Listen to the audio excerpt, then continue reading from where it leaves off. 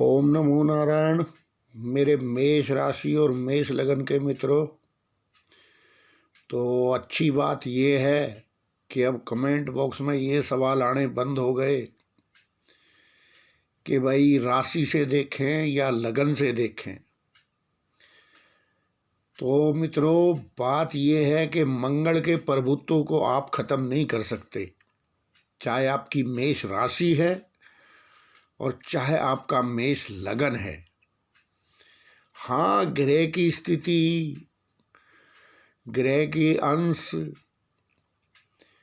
ग्रह की दृष्टि, कौन से ग्रह की जन्मजात जो आपका जन्म है, जन्म के ग्रह हैं, उस स्थिति पर प्रभाव भिन्न हो सकते हैं। लेकिन कोई ये कहे कि भाई मेष राशि या मेष लगन और मंगल के प्रभुत्व को हम नकार देंगे, नथिंग, कोई नहीं नकार सकता। तो कुछ 12 भागों में जब ये राशियां बांटी गई हैं तो कुछ सिद्धांत हैं उसके, तो खामखा प्रभाव सुन के, बहुत ज़्यादा गणितज्ञ बन के या ये अंग्रेज एस्ट्रोलॉजरों की किताब पढ़ के, उससे अच्छा है अपने भारतीय ज्योतिष के अंदर सब कुछ है, बहुत सूक्ष्म है, थोड़ा सा आपको अनुभव करना पड़ेगा। तो ऐसे ही आप अनुभव कीजिए। मंगल के प्रभुत्व को आप नकार नहीं सकते, चाहे आपकी मेष राशि है और चाहे आपका मेष लगन है। खैर, तो मंगल के विषय में एक वीडियो अलग से डालूंगा। अभी मेष राशि की और मेष लगन की बात करते हैं। तो मंगल ठीक थे, अपने घर में है, अब भी है 15 तारीख तक। कोई 15 को कह रहे हैं, कोई 22 को कह रहे हैं, लेकिन चलो 15 ही मान लेते हैं। तो अब क्या होने वाला है आगे, क्योंकि मंगल बदलेंगे, मंगल बदलेंगे तो प्रभाव भी बदलेंगे, चाहे आपकी मेष राशि है चाहे आपका मेष लगन है।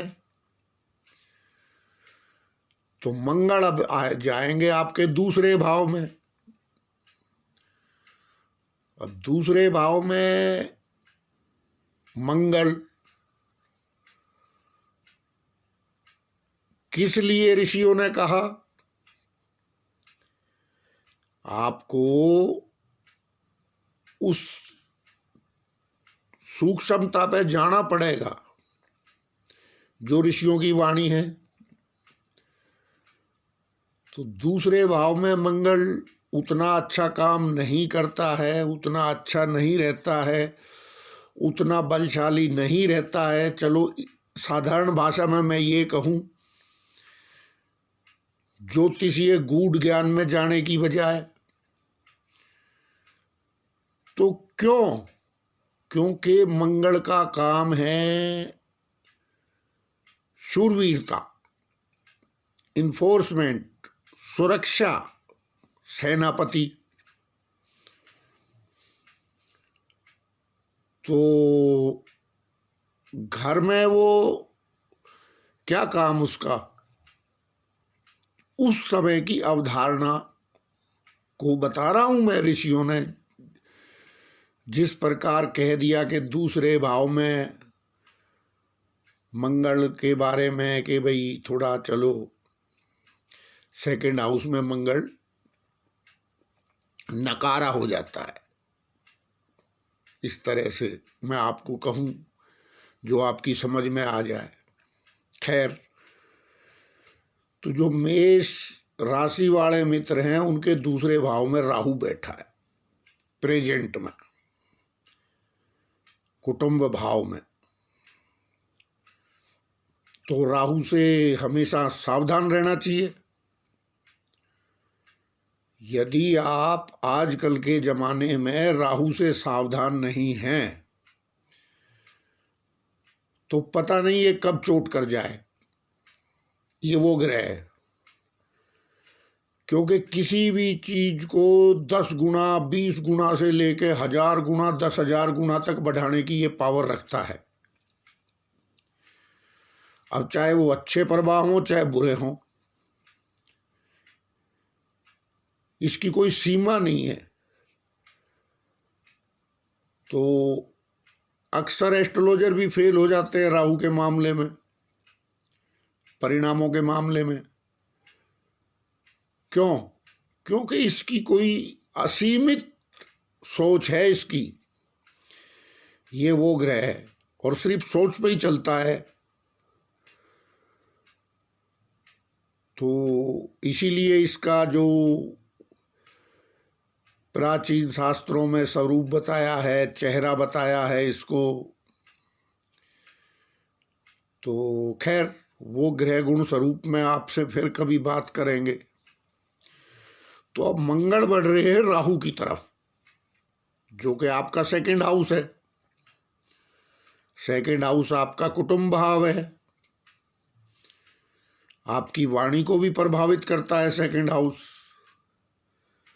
और जो आपका जो पैकृत धन है, संचित धन है, वो भी सेकंड हाउस है। रोजमर्रा का जो कमाने वाला धन है उससे अलग मैं कह रहा हूं आपको, संचित धन। तो कुटुंब भाव में 2 क्रूर ग्रह, तो आपको उस समय में बड़ा सावधानी तक रहना है। जब तक मंगल राहु की युति सेकंड हाउस में रहेगी, उसमें भी विशेष सावधानी के दिन,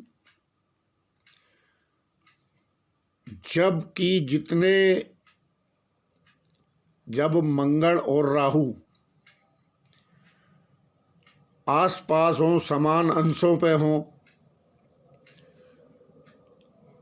तब आपको विशेष सावधान रहना है, क्योंकि ये एक टकराव की स्थिति है। तो आपको सलाह है कि जो भी आपका पहले तो संचित धन, उससे आप इस काल में छेड़छाड़ ना करें, क्योंकि उग्रता में इंसान कर जाता है। जो कदम ना उठाना होता है वो उठा जाता है जब ऐसी ग्रह स्थिति बनती है। तो आप अगर कोई संचित धन, भूमि, जो भी कुछ आपका है, जिस स्वरूप में भी संचित है आपके पास, उसके विषय में यदि कोई निर्णय लेने जा रहे हैं तो उसको टाल दें। कम से कम थोड़े समय के लिए है, ज़्यादा टाइम नहीं है, अप्रैल तक, मार्च लास्ट तक। तो मेरी तो इस मामले में सलाह है कि ये 1.5 महीने आप कोई निर्णय, उस पे बड़ा निर्णय आप ना लें। उसको आप ना ही छेड़ेंगे तो आपके लिए फायदेमंद रहेगा। ये बात मेरी लेट समझ में आएगी, लेकिन आएगी। दूसरा, सेकंड हाउस कुटुंब। अब यदि आपके मन में पराक्रम, मंगल इस टाइम सही है, स्वयं राशि का है, अपने घर में है, तो यदि आपके अंदर कोई वीर रस की भावना उठ गई है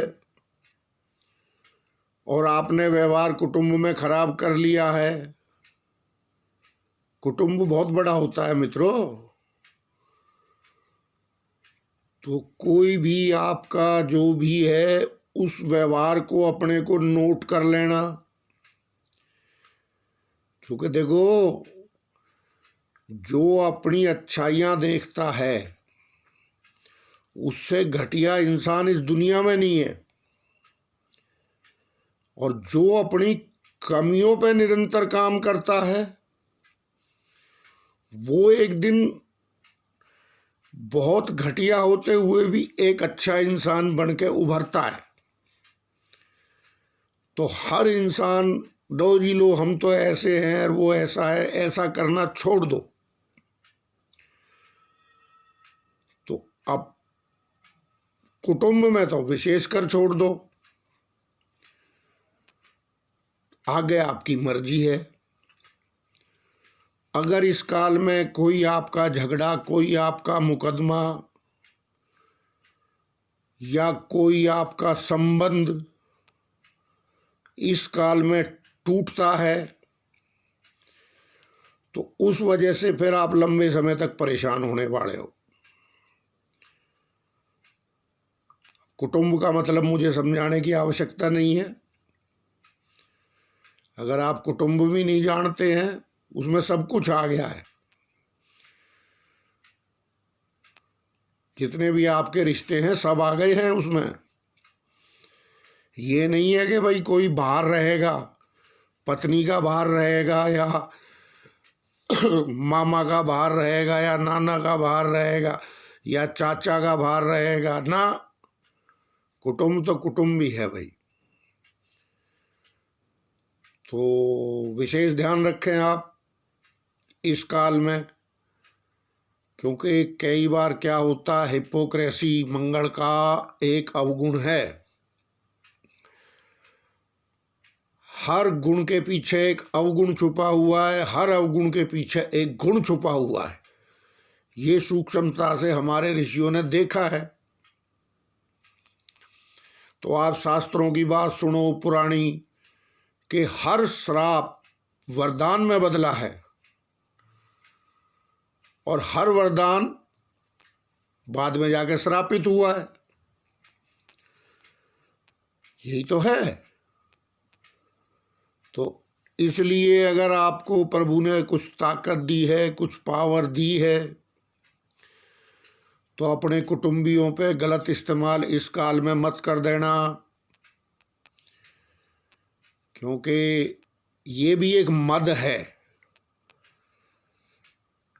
मद है एक ताकत, और इस मद में जब आप बेहोश हो जाओगे तो जब आपको होश आएगा तो आपका बहुत बड़ा नुकसान हो चुका होगा, जिसकी भरपाई करना बहुत मुश्किल या कहूँ नामुमकिन। आम तौर पे राहु और मंगल जैसे क्रूर ग्रह जब प्रभावित होते हैं तो उन नुकसानों की भरपाई फिर इंसान अगर ट्रैप में आ जाता है तो नहीं कर पाता है फिर। तो तीसरा, आपकी बुद्धि भी,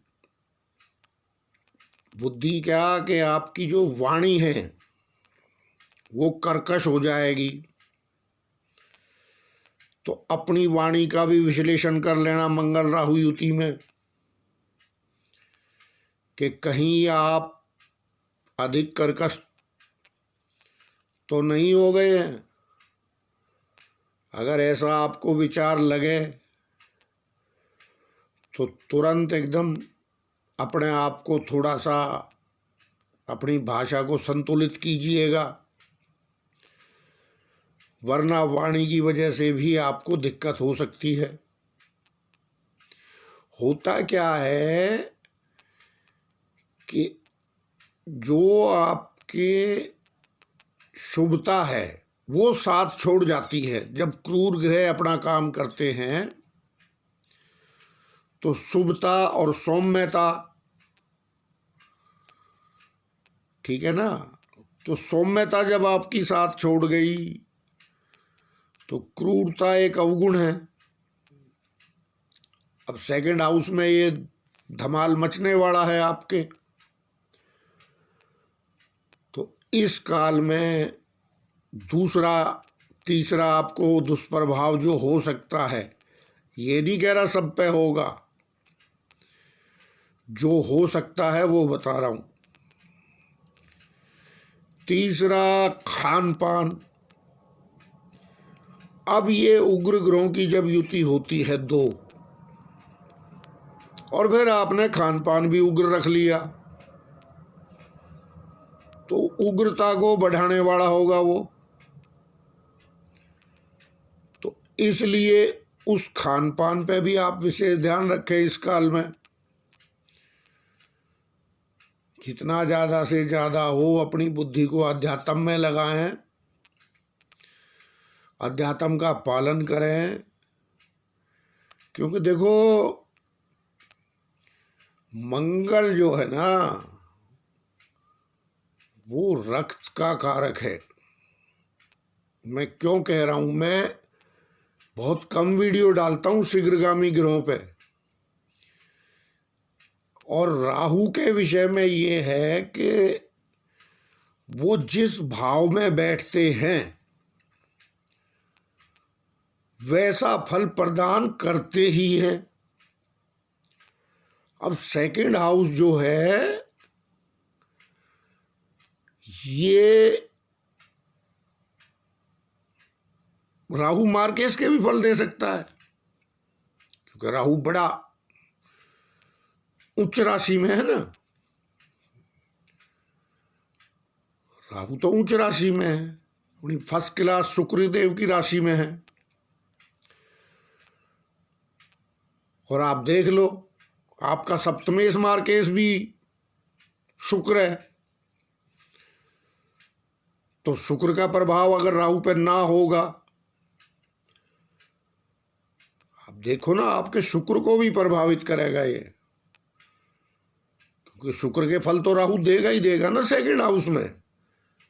इसमें कोई बहस नहीं है ज्योतिष जगत में, साधारण सी बात है। और शुक्र आपका मार्केश भी हो गया, सप्तमेश मार्केश, अंडरस्टैंड। तो अपने घर गृहस्थी में भी जो है आपको बिल्कुल, अगर आपके अंदर हिपोक्रेसी की सीमा नाप लेना, अपना अपना थर्मामीटर अपने अपने पास है। एस्ट्रोलॉजर आपकी वृत्तियों को आपसे ज़्यादा जानता है कि आपके ग्रहों के अनुसार आपके अंदर क्या वृत्ति प्रधान रहेगी और किस किस समय पे वो उसमें ज़्यादा आग लगेगी, ये तो एस्ट्रोलॉजर जानता है। लेकिन किस हद तक आपने अपने आप को कंट्रोल किया हुआ है, जो आपकी सहन शक्ति है, जो आपका चाल चलन है, उसके विषय में आप ज़्यादा जानते हो। नहीं जानते तो मैं बता रहा हूं, नोट कीजिए। तो ये जो मंगल राहु युति है,